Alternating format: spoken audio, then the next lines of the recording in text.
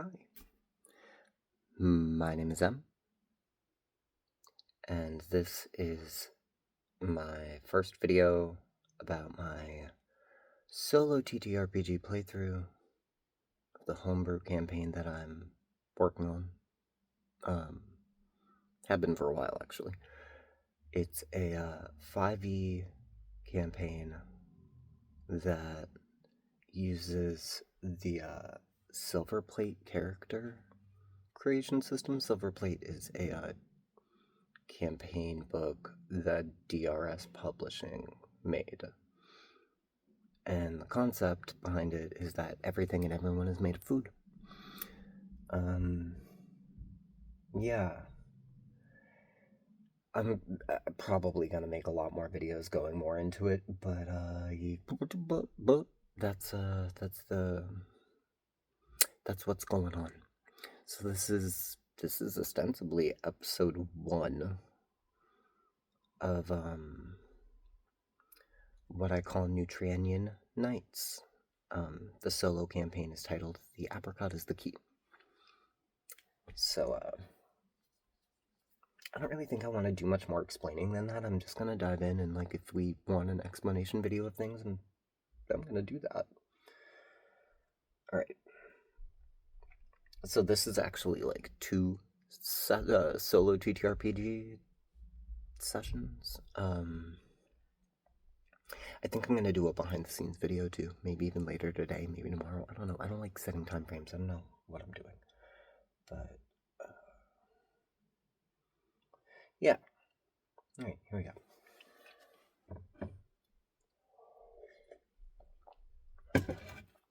Stay hydrated. Okay. Throughout this vast and foamy omniverse, it can be easy to think difference is the only true commonality. Thinking about endless possibility inevitably leads to one conclusion. If everything at all is possible somewhere, then diversity surely exists in a fractalesque plethora across eternity. However, in spite of this, you'd be surprised how many universes out there are populated by and made entirely out of what you'd think of as food. And I don't mean in the everything is meat to someone sense. I mean a place with mashed potato mountains that rise up out of peel-off fields, all under a sky filled with literal marshmallow clouds.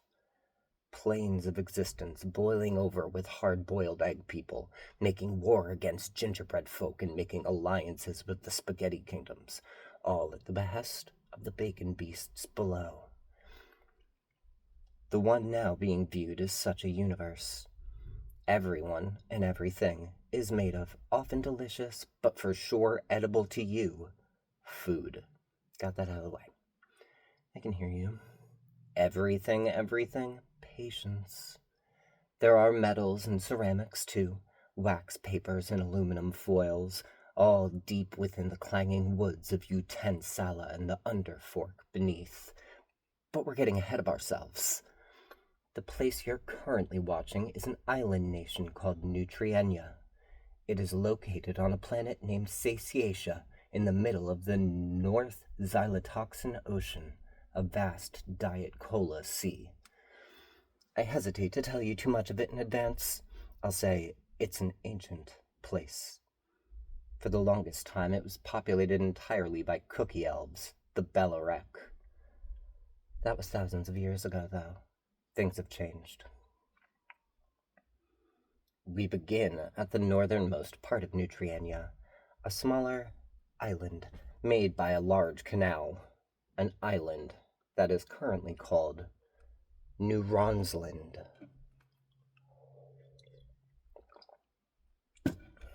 Picture a pink factory town by the sea. Its roads and buildings seem to be made of the same material. Pink. Solid. Spongy in an almost undetectable way, almost.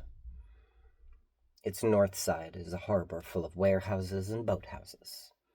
The 3 huge docks that define the harbor's existence are some of the only things in New Ronsland proper that aren't made of that strange pink brick. The docks are dark brown and made of old jerky wood. They're one of the only things Ron Bonko McDondo left unchanged about the place by the time he was done. We'll get to him, though. Inside one of the many boathouses is a dinghy. It's about 12 feet long and made of graham cracker.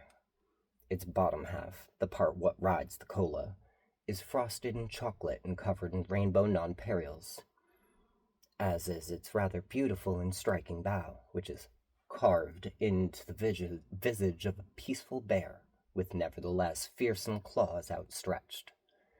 The bear is wearing super cool triangle shades and a smirk. The bear is named Biscuit, and the boat is called the Gilded Biscuit of the Moon Bear. It bobs up and down. I want to say gently, but the sea is rough outside the boathouse. It laps in foamy waves against the sides of Biscuit's hull, filling the boathouse with the smell of fake sugar. It's a familiar but still stark contrast to the inherent scent of meat that lingers over the island. Within the Teddy Graham boat lies a lump. It's a moderately sized one, too, easily as big as 24 bread boxes. The lump is formed by a dark blanket and the back of a large grayscale checkered hood. You can't tell by looking, but the blanket is made of cotton candy wool, dyed to near blackness with coffee. The lump stirs as Biscuit sways and as a voice fills the head within, the soul within, the forever crumbling cookie heart within. The voice says, "Get up, Johnny-in. We're hungry." The lumps its last lumpage for the day and rises, slowly. It becomes a man, one dressed in the aforementioned monocolor cloak, its oversized hood covering an equally massive head.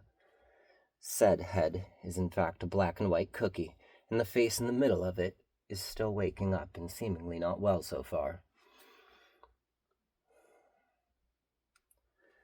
Johnny-in Hemstraught Half-Moon stands in his beloved boat, and his hand falls to the hilt poking out of the scabbard in his belt. The belt is the only leather on him, made from the hide of some avocado from Eggsburg. Beyond that, he's dressed in cookie plate, made of tough and rough-looking tea biscuit. It's been frosted to match him. Chocolate for the breastplate and shoulders, vanilla for the leg armor. That hilt, though. It's a fish. The tail facing upwards, waiting to be grasped, the mouth sticking into the scabbard. It seems to be made of cookie, too. Maybe pancake would be more accurate, though. It doesn't look like a happy fish. Johnny-in goes to touch it, but resists, hanging his head. A few moments of contemplation later, and he's taking in his surroundings. Being in the boathouse means he slept in New Ronsland. He was here yesterday to collect on his latest bounty at the Frizzled Friar, and then Malovia came. He looks up at the noise he'd been previously tuning out. A flat sound built of many sounds combined. Thousands of tiny drops of molten sugar hitting a roof made of meat. Johnny-in disembarks from Biscuit after gathering up his pack, a massive silver beast of a bag sewn out of aluminum foil. It has a fishing pole sticking out of the top and a round shield tied to its back. Once again, a black and white cookie to match its owner. After making sure his boat is safe, he starts to head outside. The boathouse has a large opening that is currently hissing with rain. Johnny-in stands back for a moment, watching Malovia's fury. A marshmallow cloud with a name, more than nature. A nation itself that lies above Nutrienyan and spits boiling rain whenever it sees fit. Still, though, the voice that woke him was right. He was hungry. It was time to fish. Johnny-in readjusts his pack and squints towards the docks. There's a small fishing shack on the shortest one, albeit a feeble aluminum foil building with only 3 walls. It'd be enough cover to get breakfast, though. Only a short way through the boiling rain. Stepping out into the storm just as fresh thunder peeled, the cookie man was immediately stung by hot sugar. It soaked through his cloak and armor almost immediately, burning as it hit him. The magics that fueled him and every food folk would keep him from sogging up, but the pain is immense. After what felt like forever in the boiling rain, but was only about a minute, he made it to his destination. The shack was incredibly loud in the deluge, its thin metal walls ringing out in the dark pre-dawn against the sugary onslaught. Each drop that fell a note in its tinny song. Standing within, picking his nose and barely safe from the storm, was a child Johnny knew well. The kid stood at about 3 feet tall and was a singular slice of white bread, with arms and legs coming out his sides and bottom. The front of him was spread with butter and covered in rainbow sprinkles, quite like the ones that coat biscuit in the boathouse.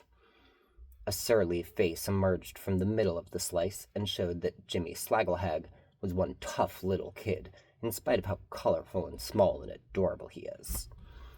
That face perked right up once he realized the figure looming in the shack's entrance was John Ian. "Ayo, Mooney, you got a sweetie for a lad."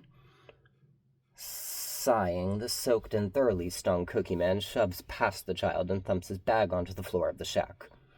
He rummages through it for a few moments silently before reaching back towards Jimmy with a wax paper bag in his hand. Its top is opened and reveals it to be full of chocolate malted milk balls. John Ian grumbles. "You can have 2. And don't call me Mooney, please. I don't call you Sprinkles, do I, Jimmy?" The kid laughs and shakes his head, which is really just shaking his whole body, and grabs a couple sweets from the bag. "All right, then, you're always damn respectful, John Ian, I'll give you that. Ugh, blasted Malovian's having a laugh tonight, eh?" As if on cue, lightning strikes somewhere behind them, and the whole town lights up in bright pink. Malovia's lightning is primarily inverse sugar in a non-physical state. Its overpowering sourness can kill in an instant and shatter stone, no matter what food it's made of.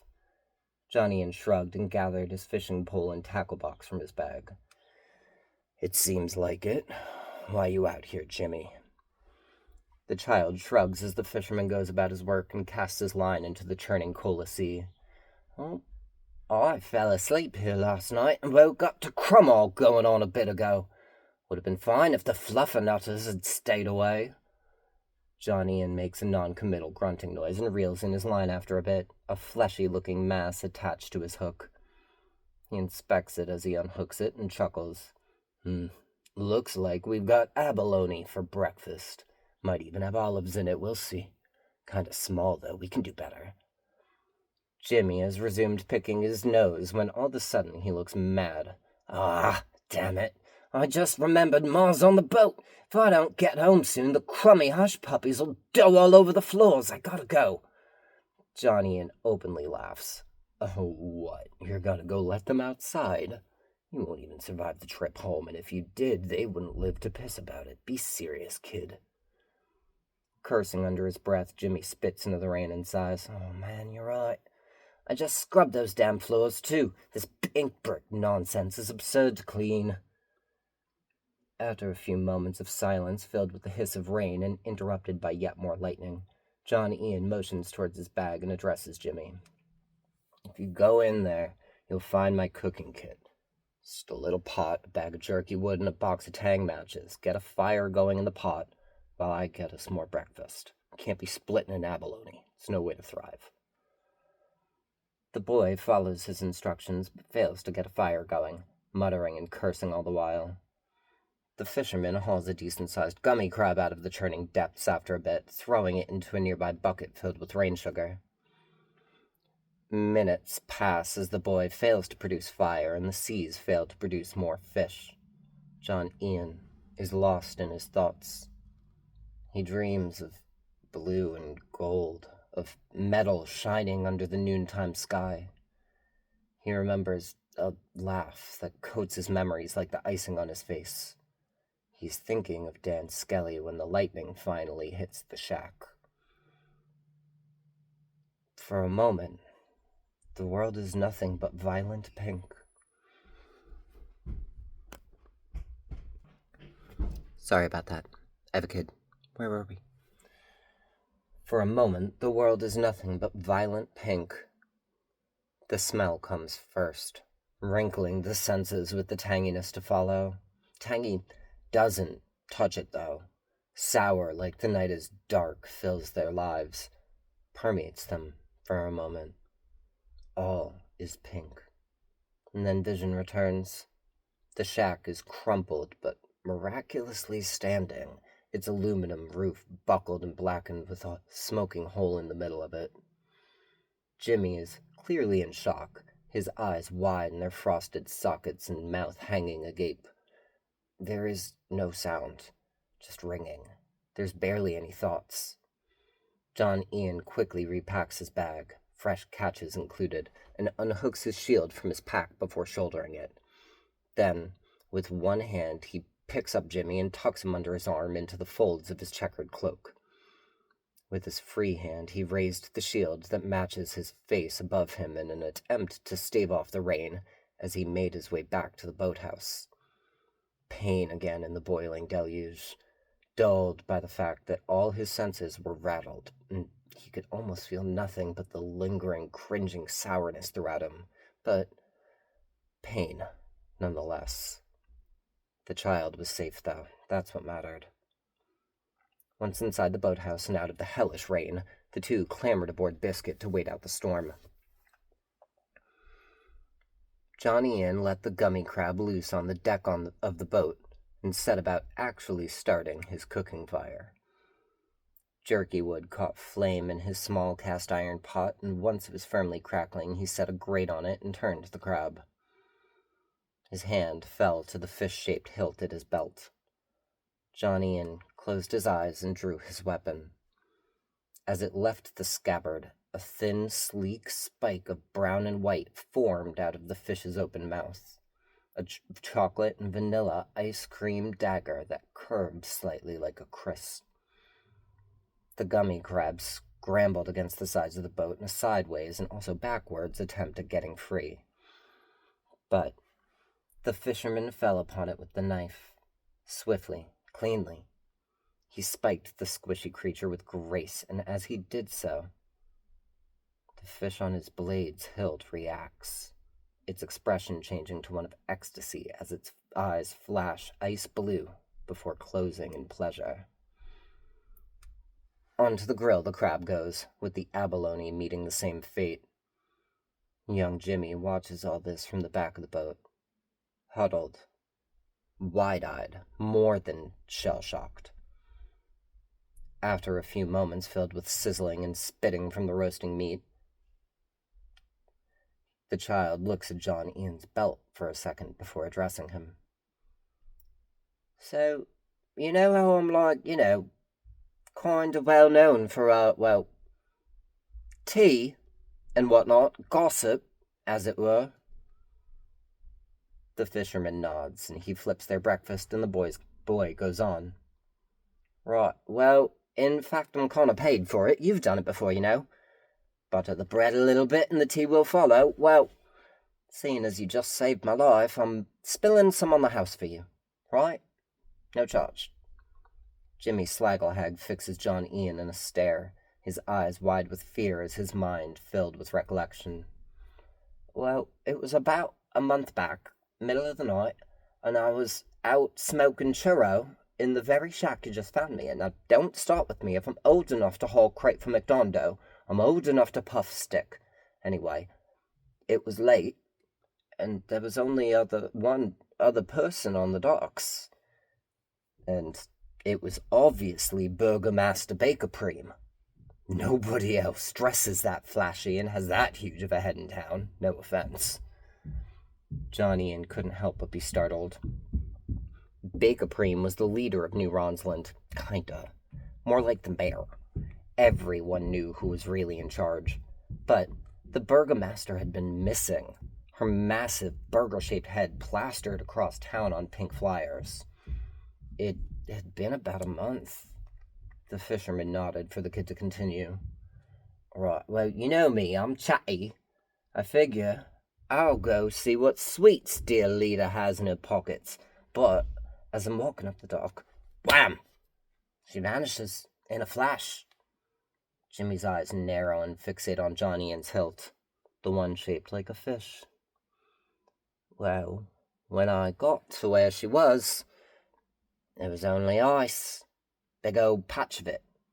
I tried to tell folks, but, well, nobody believes me, or I guess if they do, they ain't trying to tell folks about it. But the thing is, that flash, the one she disappeared in, more narrowing of the eyes. It's a wonder that Bread can see at this point. It was a real specific shade of blue. Same as the ice it left. Real light blue. Haven't seen anything like it since. Till tonight. Now, you saved my life, and the Burgomaster's a boss. Bosses suck. So, I'm not thinking about a lot right now. A whole lot. You get me, Mooney? John Ian grimaces and flips the food again, revealing he's burnt one side while listening. He absent-mindedly says, "Don't call me that, Sprinkles." And yes, I get you. For your own peace, I'll say this much. I didn't disappear the Burgomaster. He looks up at the roof. It's still being pounded by the boiling sugar rain, and more thunder rings out.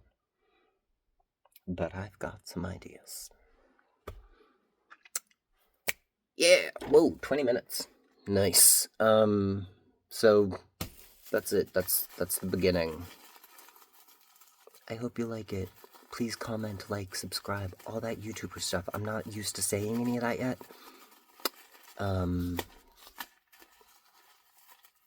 Sweet. Thanks for listening.